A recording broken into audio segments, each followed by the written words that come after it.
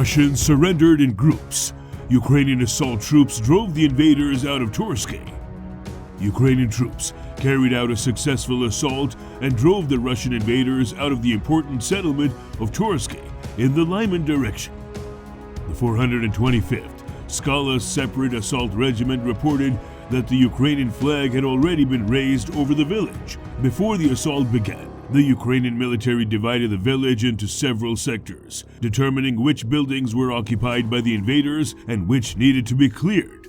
The plan of the operation involved precise actions and coordinated work of the assault groups, which advanced step by step. Russian units were disorganized and unprepared for the Ukrainian offensive.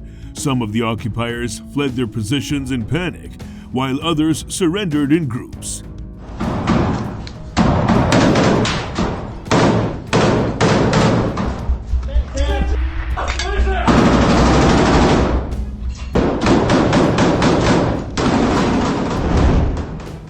According to the military, the prisoners included soldiers from the 36th and 37th Regiments from the 9th Brigade of the Russian Army.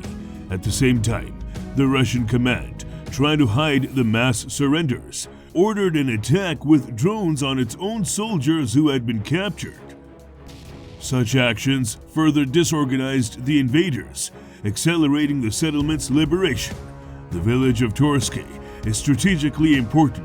Across the river lies Zarichne, which opens the way to Lyman, an important logistics hub in the Donetsk region.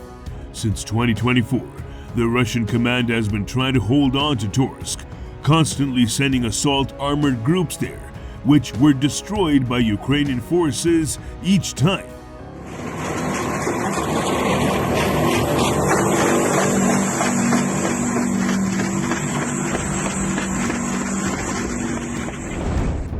Meanwhile, mines, artillery, and FPV, how soldiers of the 3rd Army Corps stopped the invaders' breakthrough.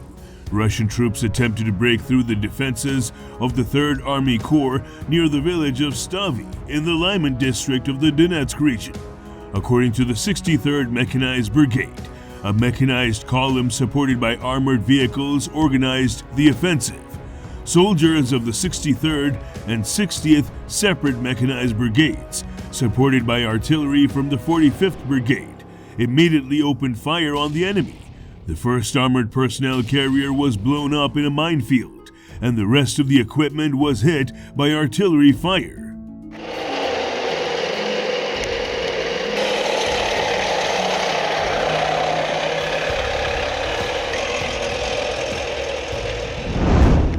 While the Russian infantry scattered, FPV drones entered the battle.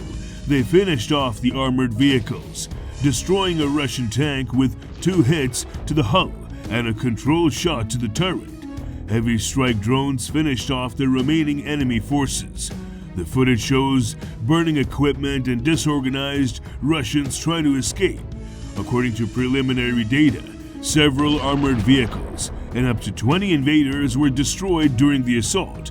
Video from the scene confirms the complete failure of the enemy attack.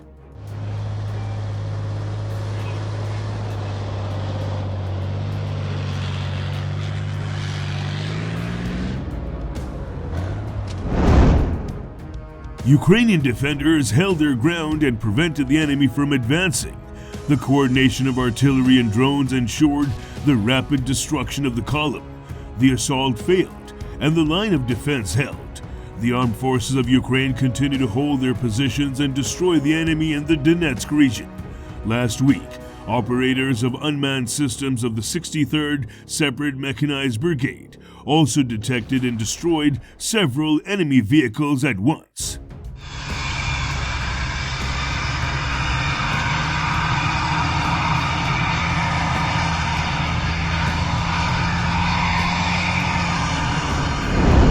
Recently, UK defense intelligence reveals North Korean forces assist Russia in strikes on Ukraine.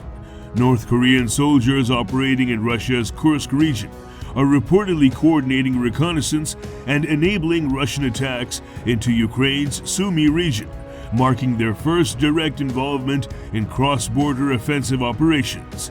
On October 16, 2025, The General Staff of the Armed Forces of Ukraine stated that Democratic People's Republic of Korea soldiers within Russia's Kursk region are coordinating reconnaissance for and enabling Russian strikes into Ukraine. This is the first time DPRK troops have been reported as directly supporting or facilitating Russian offensive operations into sovereign Ukrainian territory.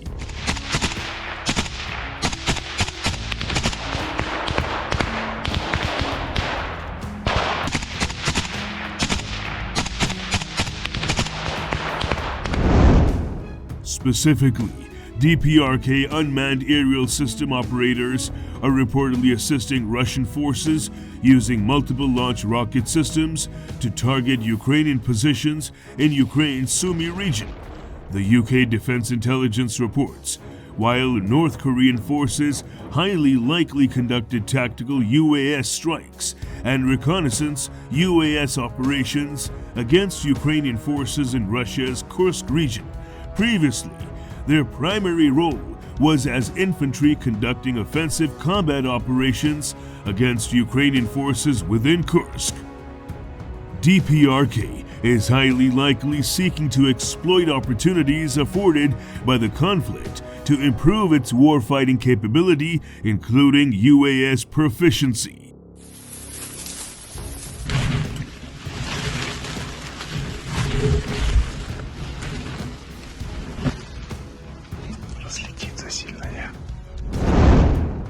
It is highly likely that DPRK forces sustained more than 6,000 casualties in offensive combat operations against Ukrainian forces in the Russian region of Kursk, amounting to more than half of the approximately 11,000 DPRK troops initially deployed to the Kursk region.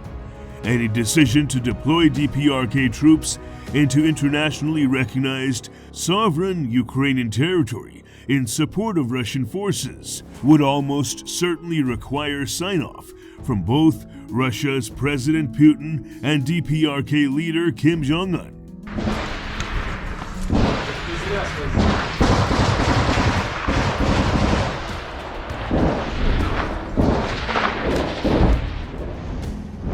As Defense Express previously reported, in September 2025, Russia launched approximately 5,500 one-way attacks OWA UAS against Ukraine.